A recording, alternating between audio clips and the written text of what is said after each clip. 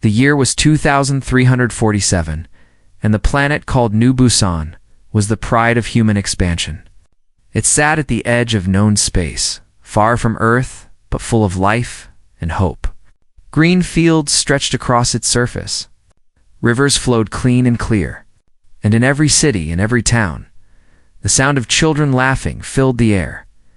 80,000 humans called this world home. 12,000 of them were children. Dr. Yoon Hana stood at the window of her small home, watching her daughter play in the garden below. Kim Sua was 9 years old, with bright eyes and a smile that could warm the coldest room. She was chasing butterflies, the native kind with wings like blue glass, and her laughter rose up to where her mother stood. Hannah smiled. This was why they had come so far from Earth. For moments like this, for a future where children could grow up under alien skies and still know peace. She did not know that peace would end today. The Starlight Academy was the finest school on New Busan. Children from all across the colony attended classes there, learning about science, art, history, and the vast galaxy that surrounded them. That afternoon, 347 children were inside its walls when the sky turned dark.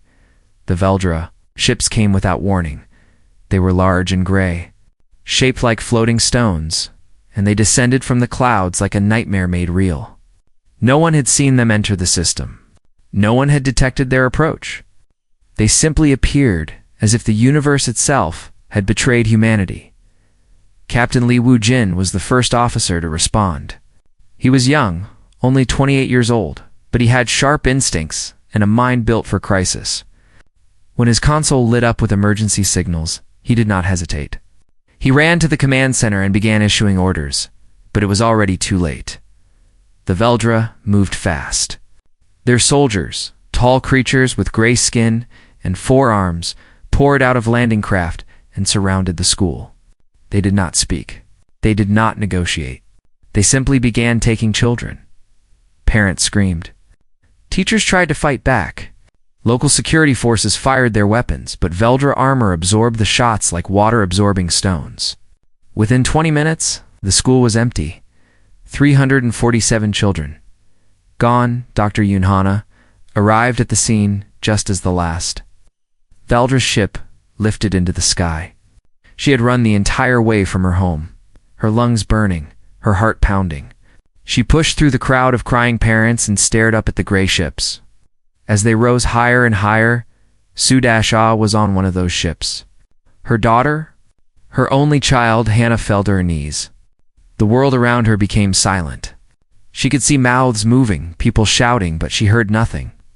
There was only the image of those ships disappearing into the clouds, taking everything that mattered with them. Then something changed inside her. The grief did not disappear, but something harder grew beside it. Something cold. She stood up. She walked to the nearest communication terminal, and she sent a message to Earth Command. Admiral Kang. Taeho received the transmission 6 hours later aboard the battleship Iron Will.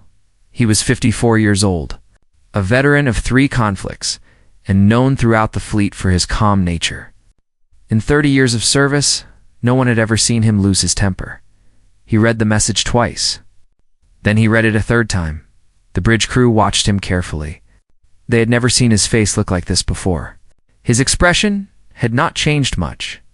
His voice remained steady, but something in his eyes had shifted. Something that made even his most senior officers feel a chill run down their spines. "Get me a line to Earth Command," he said quietly. "Priority 1. Communication officer hesitated. "Sir, Priority 1 is reserved for extinctional-level threats." Admiral Kong turned to look at him. "I know what it is reserved for." The officer swallowed hard and opened the channel.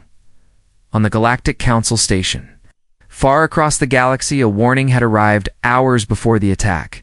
The Veldra were known to them. They were called harvesters, a species that took the young of other races for experiments. For organ harvesting, for purposes too dark to speak of openly. The Council had sent a message to New Busan, warning them of the danger. The message arrived 3 hours after the children were taken. Elder Malvac, a council representative who had studied humans for decades, read the report of the abduction with growing unease. He had seen many species react to tragedy. Some collapsed into despair. Some sought diplomatic solutions. Some filed complaints with the council and waited for justice that would never come. Humans, he knew, would do none of these things. He requested an emergency meeting with the council leadership. When they gathered, he spoke plainly. "You must understand what we are dealing with," he said. "Humans are not like other species. They form bonds with their young that go beyond logic, beyond reason. When their children are threatened, something changes in them. They become something else entirely." The council leader, a being of pure light named Solvin, flickered with amusement. "They are a young species. Barely 3 centuries in space. What can they possibly do against the Veldra?" Malvac shook his head slowly. "You have read their history files. You have seen what they did to each other before they reached the stars. The wars, the weapons, the fury, that was long ago," Solvin replied. "They have evolved." "No," Malvac said, and his voice carried a weight that silenced the room. "They have not evolved. They have simply been waiting. And now, I fear, we are all about to remember why the universe should fear humanity." Back on the Iron Will, Admiral Kong stood alone in his quarters. He looked at a photograph on his desk. It showed a young girl, smiling, holding a small cat. His granddaughter.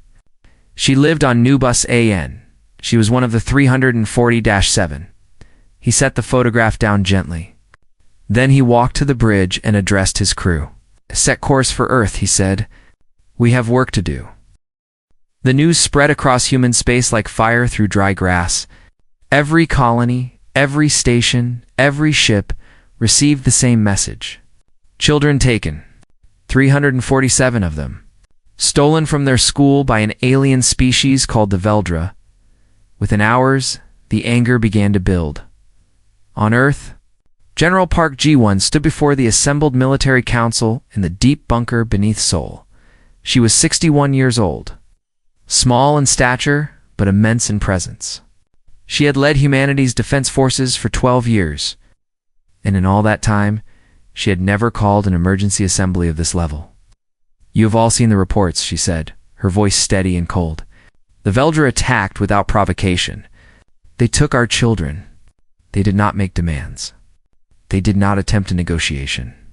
They simply took what they wanted and left." The room was silent. Generals, admirals, and commanders from every branch of service sat motionless, their faces hard as stone. "I have already issued mobilization orders to every fleet in human space," Gi-1 continued. "As of 1 hour ago, we are at war." No one questioned the decision. No one asked for debate. The vote was unanimous, though no vote was needed. When it came to children, humanity did not discuss. It acted. Admiral Kong Tae-ho arrived at Luna Station 2 days later. His ship, the Iron Will, joined 46 other warships already gathering in orbit around Earth's moon. More were coming. From every corner of human space, ships were changing course, canceling missions, abandoning stations, all heading to one place. On the Galactic Council Station, Ambassador Cho Yunbai requested an emergency audience. She was young for a diplomat, only 35, but she had earned her position through skill and determination. She stood before the assembled council representatives without fear. "I come to you with a simple request," she said. "Give us the location of the Veldra homeworld." The council chamber fell quiet. Hundreds of alien representatives stared at the small human woman standing alone on the central platform, Solvin. The being of light who led the council spoke first. "Ambassador, we understand your pain, but the council does not interfere in conflicts between species. It is not our place to choose sides." "I am not asking you to choose sides," Yunbai replied. "I am asking for information. Coordinates. Nothing more." "The Veldra are a protected member of this council," another representative said. "We cannot simply hand their location to a hostile force." Yunbai's eyes narrowed. "Protected? They attacked a peaceful colony. They kidnapped children. They are protected? Their cultural practices are their own concern," Solvin said. We do not judge the internal behaviors of member species. Internal behaviors? Yunbai's voice rose slightly. They harvested children from a human world. That is not internal. That is an act of war. The Council does not recognize your claim of war, Salvin replied. You are a young species. You do not yet understand how the galaxy functions. There are protocols, procedures, filing complaints, requesting mediation, allowing time for time. Yunbai cut him off, something no ambassador had ever done before. You want us to wait? To file complaints? While our children are being cut apart in some alien laboratory, the chamber erupted in murmurs. Several representatives looked offended. Others looked afraid. Yuan-Bai took a deep breath. When she spoke again, her voice was calm but carried an edge that made the air feel colder. Let me be clear. We did not come here to ask for permission. We came as a courtesy. Humanity will find the Veldra homeworld with or without your help. We will retrieve our children, and anything that stands in our way will be removed. She turned and walked out of the chamber without waiting for a response. Elder. Malvac caught up with her in the corridor outside. He was tall and thin, with skin like old paper and eyes that had seen centuries of galactic history. Ambassador, he said quietly, you must understand the danger of what you are doing. Yunbai stopped walking. The danger? To whom? To everyone. Malvac glanced around to make sure they were alone. The Veldra have allies. They have been harvesting from lesser species for thousands of years. The Council has always looked away because the Veldra provide certain services. Medical technology, biological research. Research built on the bodies of children, Yunbai said flatly. Malvac nodded slowly. Yes, and no one has ever challenged them because no one has been willing to pay the price. He paused. Until now? What are you telling me, Elder? Malvac reached into his robe and pulled out a small data chip. The Veldra homeworld is called Veldra's Prime. It sits in a system with no other habitable planets. Their fleet numbers approximately 600 warships. He pressed the chip into her hand. I am telling you this because I have studied your species for decades, and I believe you might actually be able to do what you are planning. Yunbai looked at the chip, then at the old alien. Why help us? Malvac smiled sadly. Because I have seen the images from the Veldra facilities. I know what they do to the children they take, and I have waited a very long time for someone to make them stop. Back at Luna Station, Captain Li Wujin was assembling a special team.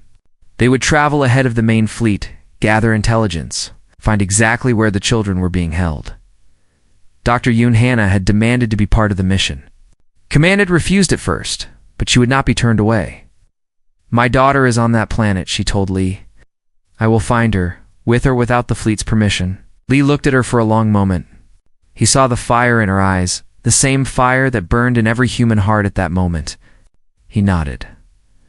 Welcome to the team, Doctor.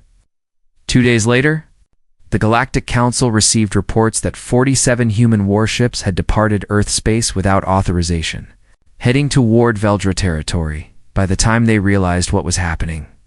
The number had grown to 112. Salvin called an emergency session. They cannot be serious, he said. The Veldra will destroy them. Elder Malvac sat quietly in his seat. He did not share Salvin's confidence. He had seen the look in Ambassador Cho's eyes. He had read the histories of human warfare, and he knew, with terrible certainty, that the Veldra had made the worst mistake any species could make.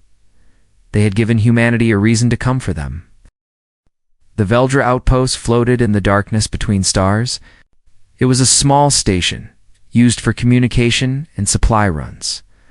30 Veldra soldiers guarded it. They believed they were safe. They were wrong. Commander Beeknari led the assault team that struck in the dead of night. She was 40 years old, built like a weapon, with scars across her arms from a dozen battles. Her unit was called Black Tide, and they were the most feared special forces team in human space. The attack lasted for minutes. When it was over, every Veldra soldier was dead, and the station's computers had been stripped of every piece of data they contained. Nari stood over the main terminal. downloading files while her team secured the area. Most of the information was routine: supply schedules, patrol routes, communication logs. But buried deep in the system, she found something else: medical reports. Hundreds of them, all describing experiments performed on children from various species across the galaxy. She read the first report and felt her stomach turn. She read the second and had to look away. By the third, her hands were shaking with rage. "Commander?" one of her soldiers asked. "What is it?" Nari did not answer. She simply copied everything and sent it to the fleet. Then she set the station to self-destruct and led her team back to their ship. The data reached Admiral Kang 3 hours later. He read it alone in his quarters. When he emerged, his face was pale, but his eyes burned with cold fire.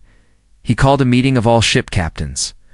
200 faces appeared on his screen, commanders of warships that had gathered from every corner of human space. Civilian vessels had joined 2 cargo ships and transports retrofitted with weapons by their crews. The fleet had grown larger than anyone expected. "I'm going to share something with you," Kong said. "It will be difficult to see, but you need to understand what we are fighting for." He showed them the medical reports. He showed them images from the Veldra facilities. He showed them what the Veldra did to the children they harvested. No one spoke when he finished. Several captains had tears streaming down their faces. Others had clenched their fists so tightly that their knuckles had turned white. "The children are being held on Veldra's Prime," Kong continued, "in underground facilities beneath their capital city. Our mission is simple. We will retrieve every single child, and we will make certain the Veldra never do this again." Far away in a cold, dark cell beneath the surface of Veldra's Prime, Kim Sua sat with her back against the wall. 43 other children were crowded into the same room, most of them younger than her. Some were crying quietly. Others had stopped crying days ago. Su-Ah was afraid. She had been afraid since the moment the Grey soldiers pulled her away from her school, threw her into a dark ship and brought her to this terrible place. She had seen things here that gave her nightmares. She had heard screams from other rooms that made her want to cover her ears and never listen again. But she could not give in to fear. Not when the younger children needed her. "It is going to be okay," she told a small boy who was sobbing beside her.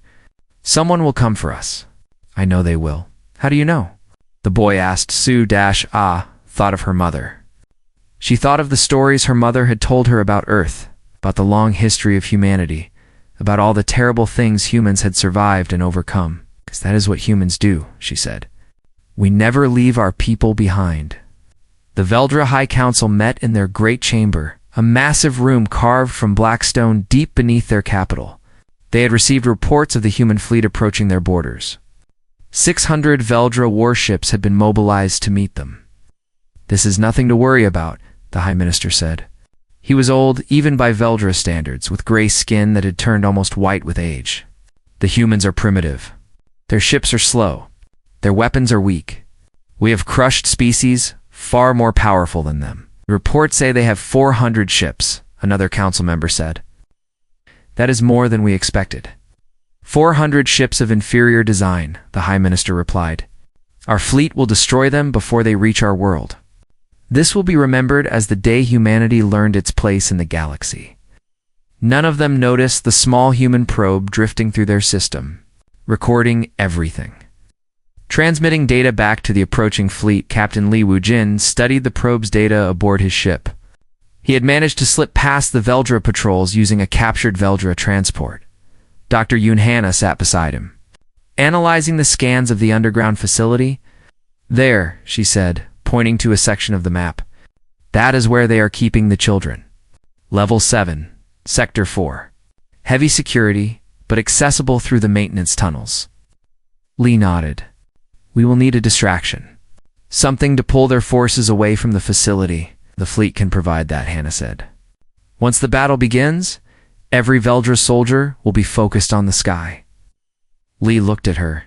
"You understand this will be dangerous. We may not survive." Hanna's expression did not change. "My daughter is in that facility, Captain. There is nowhere else I would rather be." The human fleet gathered at the edge of the Veldra system. 400 ships hung in the darkness of space, their weapons powered, their crews ready. More ships were still arriving, civilian vessels that had crossed half the galaxy to join the fight. Admiral Kong stood on the bridge of the Iron, All will. and addressed his fleet one final time. We will enter battle against an enemy that has stolen our children. They believe we are weak. They believe we are young. They believe we will fail. He paused, his voice hardening. They are wrong. We do not come to negotiate. We do not come to threaten. We come to retrieve our children. And anything that stands in our way will cease to exist. A roar of approval echoed across the communication channels. Every ship, every crew, every single human in that fleet felt the same burning purpose in their heart. The engines powered up. The fleet moved forward. The hunt was over. The reckoning was about to begin. The Veldra fleet waited at the edge of their system, 600 warships arranged in perfect formation. They had fought many battles over the centuries. They had crushed rebellions, conquered worlds, and harvested countless species. They did not believe this day would be any different. Then the human fleet arrived. 400. Ships burst out of hyperspace in a wave of light and energy. But they did not slow down. They did not stop to form battle lines.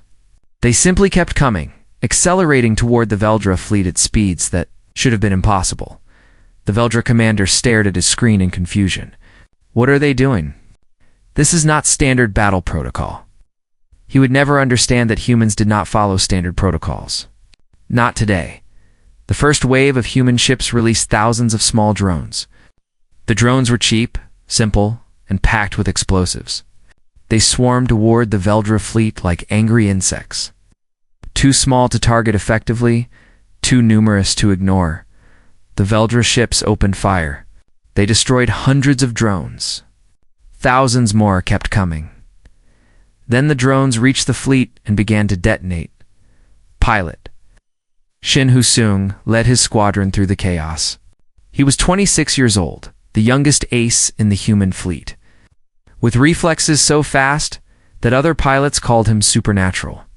His fighter danced between explosions and laser fire, moving in ways that seemed impossible. Target the command ship, he called to his squadron. Take out their coordination. 12 fighters followed him through the storm of battle. 3 were destroyed in the first minute. The remaining 9 pushed forward, dodging debris and enemy fire. Ho-sung saw the Veldra command ship ahead, a massive vessel covered in weapons. He pushed his throttle to maximum and activated his targeting system. For the children, he whispered. His missiles struck the command ship's bridge. The explosion tore through the vessel's upper decks. 2 seconds later, Squadron's remaining missiles hit the engine section. The command ship broke apart in a ball of fire. Without coordination, Veldra fleet fell into chaos. Ships began moving independently, their formations breaking apart. Human vessels pushed through the gaps, their weapons firing continuously.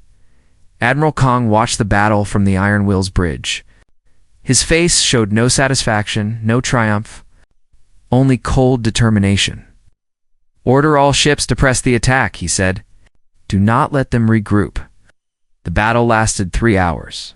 When it was over, 412 Veldra ships had been destroyed. 163 had surrendered. The rest had tried to flee, only to find human ships blocking every escape route.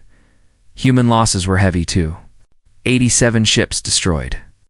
Thousands of crew members dead. But the path to Veldra's Prime was open.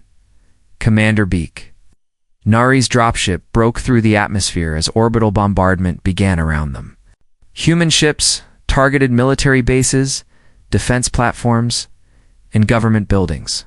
They avoided civilian areas, but only barely. The message was clear: surrender or be destroyed. The dropship landed hard near the entrance to the underground facility. Nari kicked open the door and led her team into the smoke and fire. Move fast, she ordered. The children are on level 7. They fought through corridors filled with Veldra soldiers. The aliens were tall and strong, with 4 arms and armor that could stop most weapons. But Nari's team had trained for this moment. They knew exactly where to aim, exactly how to move, exactly how to kill. Dr. Yoon Hana followed close behind, a medical kit on her back, and a weapon in her hands. She had never fired a gun before this mission. Now, she moved through the battle like she had been doing it. Her whole life, they reached level 7 after 20 minutes of fighting. The door to Sector 4 was sealed with heavy locks. Nari placed charges on the door. Everyone back. The explosion blew the door inward. Smoke and dust filled the corridor. Through it, Hannah could see a large room beyond. She ran forward before anyone could stop her. The room was full of children. Hundreds of them, from dozens of species, all huddled together in the darkness. They looked up at the humans with wide, frightened eyes. Hannah screamed, "Sua, where are you?" For a moment, nothing happened. Then a small figure pushed through the crowd of children. A girl with messy hair and torn clothes, thin from hunger but alive. So wonderfully, beautifully alive, Mom. Hannah dropped to her knees and caught her daughter in her arms. She held her tight, so tight as if she could make up for every moment they had been apart. "I knew you would come," Sua whispered. "I told everyone. I said someone would come." Hannah could not speak. Tears streamed down her face as she held her daughter. Around them, other children began to move toward the soldiers. They were scared but hopeful, reaching out for help they had stopped believing would ever arrive. "All teams," Nari said into her radio, "we have the children. Begin evacuation immediately." On the surface, the Veldra High Council received word that their facility had been breached. The High Minister stared at the report in disbelief. "How is this possible?" he demanded. "We had 600 ships. The humans destroyed most of them," an aide reported. "Our fleet is gone, and call for reinforcements. Contact our allies. The other species will not allow this aggression to stand." The aide hesitated. "We have received word from the Galactic Council. They have issued a non-interference order. No species will help us." The High Minister felt his world crumbling around him. "That is impossible. We have treaties, agreements, centuries of the humans shared the medical reports," the aide interrupted. "The experiments, the harvesting. Everyone knows what we have been doing. No one will stand with us." Admiral Kong's voice came through on every communication channel on the planet. "Attention, Veldra High Council. I am Admiral Kong Teho of the Human Defense Forces. You have 1 hour to surrender unconditionally. If you refuse, we will destroy every military installation, every government building, and every piece of infrastructure on your planet. You will be sent back to the Stone Age. The choice is yours." The High Minister looked at his council members. They looked back at him with fear in their eyes. "We cannot surrender," he said. "Our people will never accept. Then your people will die," the aide said quietly. "All of them." 60 minutes later, the Veldra refused to surrender. Admiral Kong nodded slowly. He had expected this answer. He had hoped for it. "General Park," he said into his communicator. "They have refused." On Luna Station, General Park GI-1 signed the order she had prepared days ago. "Protocol Omega is authorized," she said. "Leave them nothing." The bombardment began. 6 months had passed since the war ended. The planet Veldris Prime still orbited its sun, but it was no longer the heart of an empire. The great cities that had once risen toward the sky now lay in ruins. The shipyards that had built fleets to conquer the galaxy were melted slag. The laboratories where children had been carved apart were buried under tons of rubble. 2.3 billion Veldra still lived on the planet's surface. They had been stripped of space travel, stripped of advanced weapons, stripped of everything that had made them a threat. Human satellites circled their world day and night, watching, waiting, making sure they would never rise again. It was not extinction. Admiral Kang had made that clear from the beginning. Humanity did not seek to destroy the Veldra as a species. They sought to end them as a power. And they had succeeded beyond anyone's imagination. The children came. Home, 344 of the 347 taken from New Busan were returned to their families. The other 3 had not survived what the Veldra did to them. Memorials were built in their honor, small gardens of flowers outside the rebuilt Starlight Academy, but the human children were not the only ones rescued. Thousands of other children, from dozens of species across the galaxy, had been found in the Veldra facilities. Humans returned them all. Every single one. The galaxy had never seen anything like it. Kim Sua sat in a garden on New Busan, drawing pictures in a small notebook. She did this every day now. Her therapist said it helped her process what she had experienced. She drew flowers sometimes, or butterflies, or her mother's face. But mostly, she drew soldiers. Human soldiers in black armor, carrying big guns, breaking down doors to save children. Dr. Yoon Hannah watched her daughter from the kitchen window.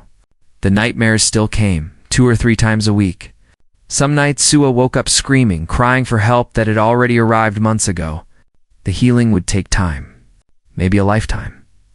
But she was alive. She was home, and that was more than Hannah had dared to hope for during those dark days.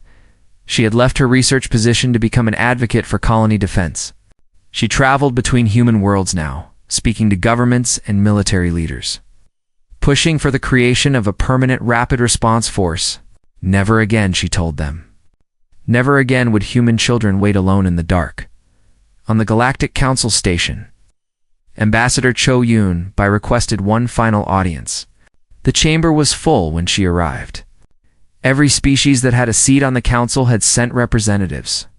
They stared at the small human woman as she walked to the central platform. She stood there for a long moment, letting the silence stretch. 6 months ago, she began. I came before this council and asked for help. You refused. You called us young. You called us primitive. You told us to wait, to be patient, to trust in your protocols and procedures. She paused. Her eyes moved across the chamber, meeting the gaze of representative after representative. We did not wait. We did not follow your protocols.